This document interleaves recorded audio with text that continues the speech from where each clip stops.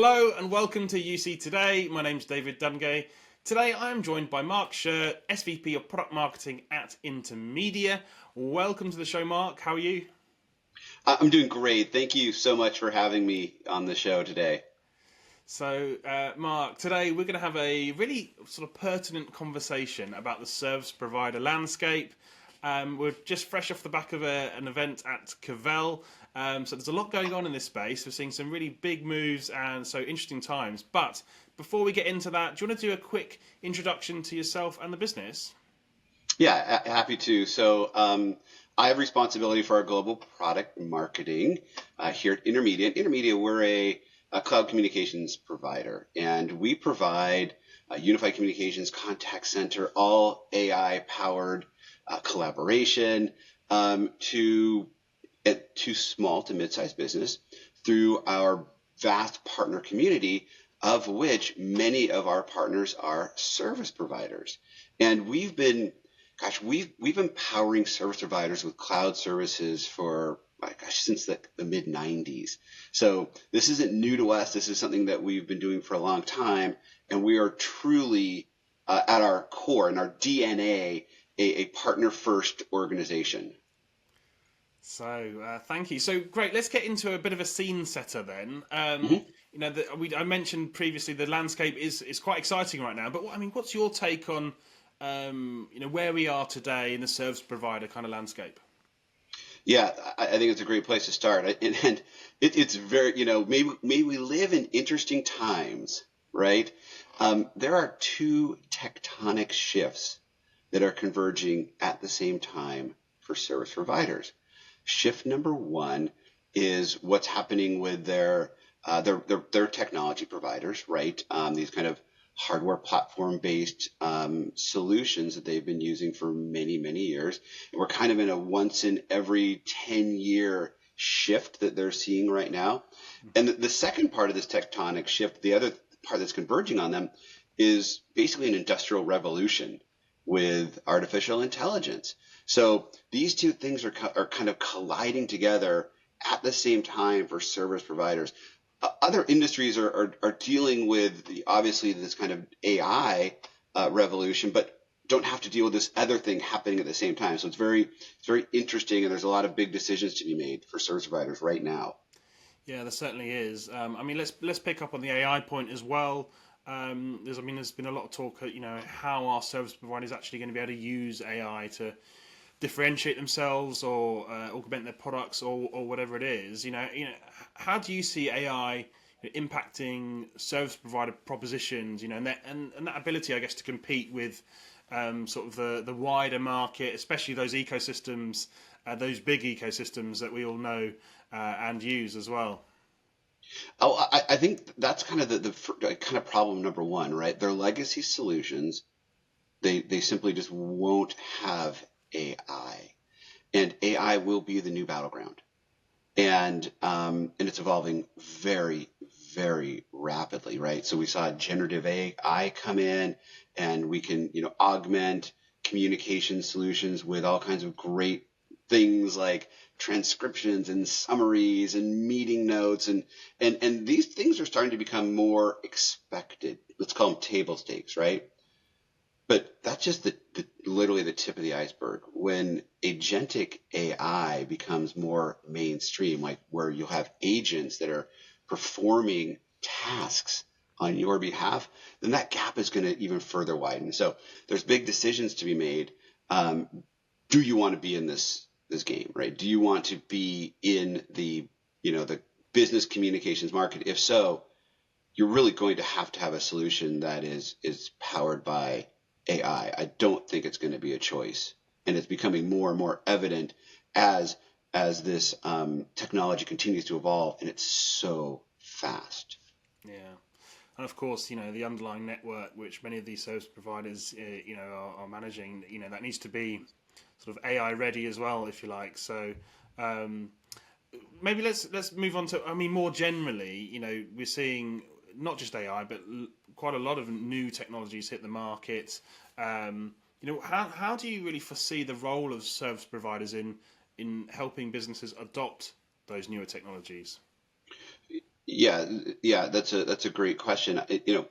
I think you kind of go back and think about the where service providers come from, right? This legacy of pin drop quality. And I think that service providers, obviously carry the backbone and the connectivity for all businesses.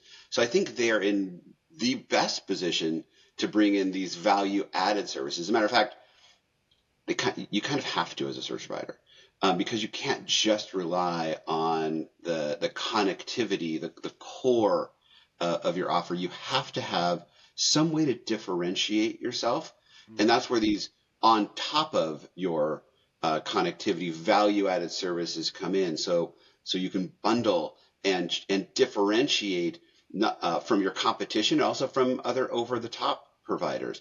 And I think service providers are in the perfect position to deliver these services because, again, they have that trust. They are the trusted business solution provider. Trust is not easy to gain. And so once you have that, it's something that you want to capitalize on and leverage with the other services that you can bring to market. So I think service providers are in absolutely the perfect position to help businesses take advantage of this. I'm calling it industrial revolution, this AI revolution. Yeah, it's trust and support, isn't it? I mean, we've all seen how uh, the big vendors, their ability to manage, medium-sized businesses, they don't have the best reputation in that realm. Whereas, that's where service providers can really win. So, Absolutely. um, okay, well, let's talk about sort of another dynamic going on in the market. Obviously, we see all this change. We see this AI, see this migration to the cloud. But is there enough urgency there for service providers to evolve, if they need to evolve? Of course, we saw recently Cisco. They were going to end their perpetual license sort of program for their Broadworks partners, and then they've rolled that back now by another 5 years. In some respects, they're just doing what's right by Cisco customers, I think. But what does this mean for the market? Are these kind of moves, are they hindering that urgency, to adopt new technologies, or is how are you viewing that? Yeah, I see it as the boiling frog analogy, right? So the boiling frog analogy says, and I've never tried this personally, so I'm not sure if it really works. Um, but if you have a pot of boiling water and you try to throw a frog in the pot, it's going to hop out. Of course it will, right? But if you put a frog in a pot of water and slowly, slowly, slowly turn up the heat until it's boiling, you'll boil the frog. I think you have to be very, very purposeful not to be the boiling frog. So if you have a technology platform that isn't currently meeting the needs of your customers and may not meet and will likely not meet the needs of your customers in the future, but then you can extend its life, you could easily become the frog that gets boiled slowly, right? And that's not the position you want to be in. So it's not necessary. The way you have to think about it is it's not necessarily what we can do, it's what we should do. Mm. Sure, we can now stay on this legacy platform for longer because our platform provider has enabled us to do so. You can, but should you? Is that the right thing for your business? Is that the right decision for your customers?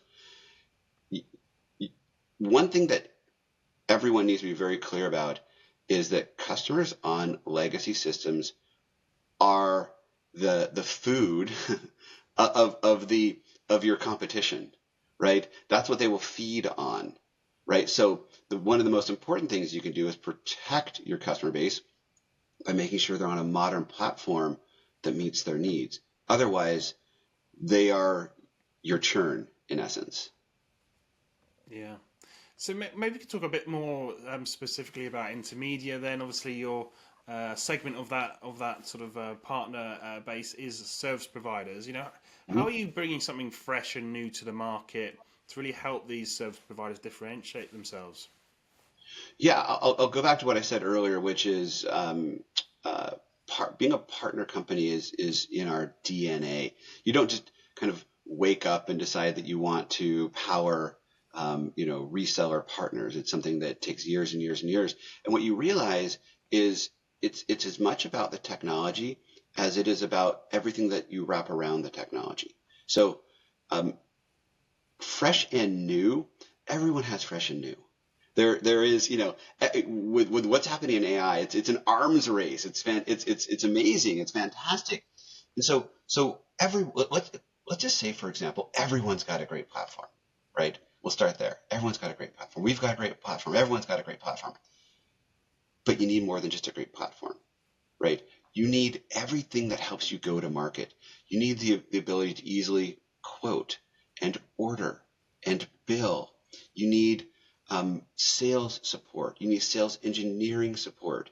You need not just marketing slicks, but you need full-blown marketing campaigns that you can slap your logo on and take to market that have videos and presentations and emails and social posts, right? That's what Intermedia brings to our service provider partners. We bring a 365-degree ecosystem around our solution to help the partner get to market, sell successfully, market, migrate, right? All of these things are wildly important, and they're just as important as having a great platform with the services and all the wonderful AI whiz-bang things that everyone's going to have, right? So that's uniquely what we do, and I think we do it better than anybody else, is wrapping the go-to-market around the product so the service provider partner has it ready to go. You don't have to reinvent anything. We have it for you, and you can leverage it today. That's and really, again, when we say, being partner first is in our DNA, that's kind of the definition of it. Yeah, fantastic. So, Mark, we are sort of coming to the end of our conversation. But before we go, maybe we could talk about your top takeaways from today's conversation. What are those top moments that our service provider viewers can take away for today? Yeah, I think a couple of things for sure. There's some big decisions to be made, right? And in this shift, you're going to have to decide if you want to be in the business communications business, and if so, you're likely also going to have to rethink your kind of financial structure, where you've lived in this CapEx world for many, many years. You've built your kind of business, your economics around a CapEx model where you buy licenses, you buy hardware, you own them, you operate it. You're going to have to think about what it's going to look like in more of an OpEx world, right? Where you're acquiring services from a provider, you're marking them up.